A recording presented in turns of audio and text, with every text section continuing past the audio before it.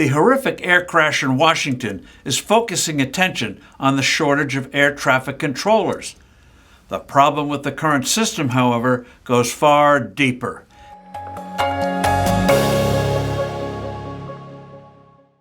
Hello, I'm Steve Forbes, and this is What's Ahead, where you get the insights you need to better navigate these turbulent times. The terrible collision between a commercial regional jetliner and a military helicopter that killed 67 people highlighted inadequate staffing in the Washington area air traffic control system, and indeed shortages of controllers at numerous other airports. But this is a symptom of a more fundamental structural flaw. The technology and equipment of the U.S.'s air traffic control system, the ATC, is woefully out of date. The FAA, the Federal Aviation Administration, is still using stuff that might have been adequate decades ago, but should now reside in the Smithsonian. Efforts to modernize the system are way behind schedule. The problem is that the ATC is under the thumb of the FAA. Politics gets in the way of efficiency and up-to-date equipment. The FAA gets its money each year from Congress. The uncertainties of annual appropriations hinders effective long-term planning. Parochial political considerations also get in the way, especially if local employment might be affected by a reform, as happened not so long ago in the New York Long Island area. What's better for aviation too often gets sidelined. The solution is simple. Take the politics out of air traffic control, as scores of other countries have successfully done.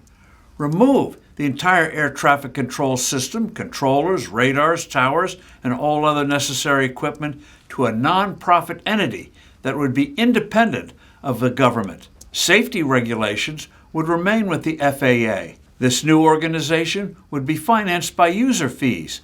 It would be governed by all the key parties: commercial and non-commercial aviation, airport authorities, and various suppliers.